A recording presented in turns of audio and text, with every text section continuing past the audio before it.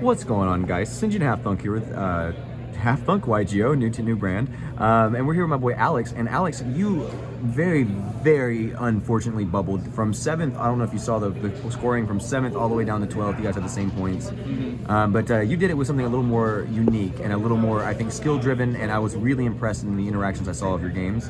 What did you do it with? So we call this deck D.I.D. Did? I'll just show you. So the D is for Destiny Hero or Despia, the I is for Invoked, and the D is for Dogmatika.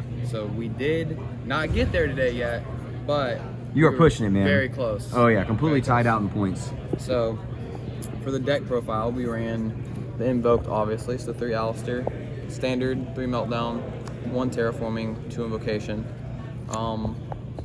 Not much to say there. Very straightforward engine. So for the Dogmatika engine, we ran 1 Punishment, 1 Schism, 2 Servant. We ran 1 Maximus, 1 Floor, and 3 Ecclesia. I'm gonna be quite honest, there was not a single matchup where I went Maximus Schism line. Every time I would summon Maximus, it would get stopped, which was twice. And there was never a better play line than to go search Floor or search Punishment than there would have been to go Schism this format. So we probably could cut down on those two. I don't think it's super effective, and I don't think Winda does enough against a Despia monster. Right. So probably just make it a little bit less. We ran 50 today. I think it'd be like a hot 45 next event. But it was good overall. And then of course we did the 2 Fusion, the Celestial, and then the Dasher. Beautiful. And then for the branded engine, we did 3 Fusion, 2 Albaz, and 1 Snow. There are other deck profiles of people doing some stuff similar, running like 41, 45 kind of deal, but none of them that I saw played Snow. So there's interactions here that you can do where if you like open up Invocation, you can go like Lubellion, and there's also been times where I'd draw Snow, so I'd Lubellion, pitch Snow, Invocation, be able to play with Alistair, and then if I had like a Veiler or an Ecclesia or any extender in hand, I'd be able to end on Snow Engrave, Mechaba, Mirror Jade, and plus whatever else, +2 Heck other yeah. cards. So it's a really valuable card in late game. This just simplifies the game state. For the non-engine cards, we decided to play 13 hand traps in the main. We did 2 D.D. Crow, 2 Effect Veiler, 3 Ghost Bell, 3 Ash Blossom, and 3 Impermanence in the main deck. I know a lot of decks recently topping events have been cutting hand traps. However, the value of a Bell or D.D. Crow against the probably most represented deck of Despia, I just think does enough, as well as a Veiler or Imperming, the Albion or Lubellion off of Fusion, just is really good, and if they can't respond to it, the Mirror Jade's going to be a little bit harder to make, and or sometimes in a simplified game state, if they only have branded Fusion, any one of these 3 is good enough. Right. So also we struggle against Flunderies, and I did see quite a few Flunderies, actually 2 of my Flunderies matchup, because I saw Veiler. Veiler just simplifies the game state, and then this, of course, is just super good for shutting off columns. I shut off a row where there was a Gozen match against Noah Basiso. Shout out Noah Basiso, got 6th place today. Yep, killing it. I was his only loss, but he ended up doing the better last 2 rounds, where I ended up doing not so good the last 2 rounds. So that was the theory behind here. These 2 address Eldritch / Despia / Sky Striker / a lot of decks. Crow's even kind of niche against Prank Kids Adventurer, because if you can kind of bait out the negate and then just kind of, if they don't search out the Pandemonium and they send it, or if they want to get one of the targets for Pandemonium off, you can just Crow it and kind of make them have to play a little weird. So there's that. And then for the other techs, I ran spells. I ran 3 Super Poly in the main. I ran 3 talents. Then I ran 2 Droplet and a Call By. This card's too good. I resolved this once, so I won the game because of it. This card, everyone's going to hand trap you. Everyone's going to Ash your branded Fusion. People are going to try to bell your Invocation. This just either extends, or if you have the answer, it rips. Every time I resolved this today, I did win, and I tested it the past week. And yesterday, I tested it at locals prior to the tournament today on Saturday. And every time I would resolve this, I win. I think this card's really mandatory because they're going to proc effects especially the Despia matchup in the main phase for the most part. So I think that's very valuable.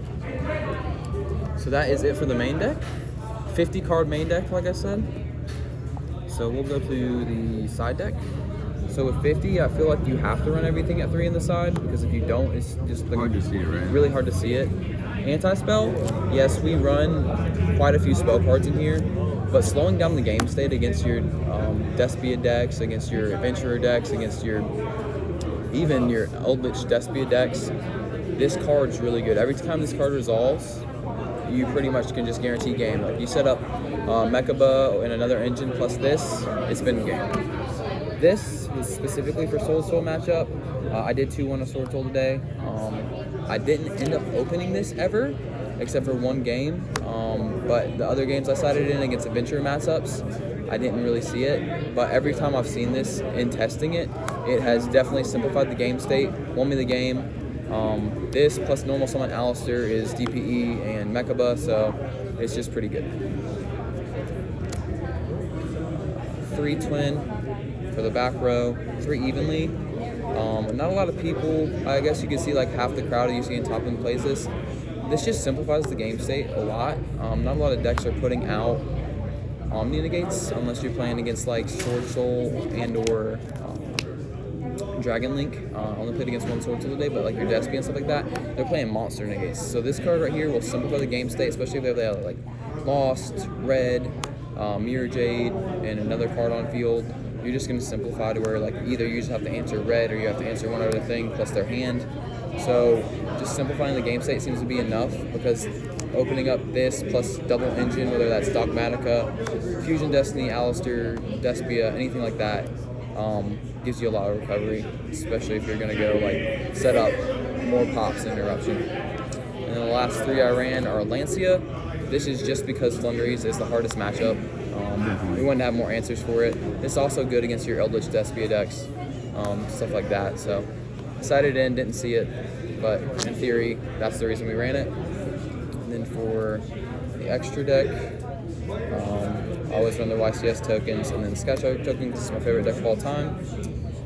Mirror Jade, Albion, Nubelion. That's it for that package. The one of Phoenix Enforcer, 1 Titaniclad, 1 Agoides, and then 1 Intis, 1 Winda. Those are kind of your sins off of your Dogmatika stuff. And then for the Super Poly target in the main, we played this. Just if we summon Alistair, if we go Anaconda, if we go DPE, simplify game state, this just kind of gets there. Like I said, in the future, I'm probably going to cut this card. This is also part of the Dogmatika thing. But we'll probably add another Super Poly target in. But right. In theory, this just covered the most against most matchups. So we played Starving Venom. And then we played 2 of the Mechaba. And then we played Almirage, Secure Gardener, and Anaconda. There was a couple times where Purgatrio came up. Obviously with this build we couldn't fit Purgatrio in, but I think getting rid of these 2 to move forward, we put the Purgatrio in and then we put another Super Poly target in. I think that fixes a little bit of clunks the deck had today, but overall it ran pretty smooth and we were able to get 12th. So. Well, congratulations, man. I really believe that you're going to be doing some incredible things as the it progresses, because this is an incredible showing. I'm really surprised this deck did as well as it did, but obviously with a good pilot, some amazing things happen. So congratulations. Do you have any shout-outs before we get off here? Yeah, so first shout-out's going to be to my wife and my son. They're over there, but they're super big supporters. This is like a surprise. None of these really cards are mine. This is all like a sponsored event. That's awesome. My friends and I kind of theoried this list. It's just a brand new deck, and even the mat's borrowed. So I don't really play full-time, I just play part-time, and I was able to play here at Knoxville, live here, so it's good. And she supported me the whole time.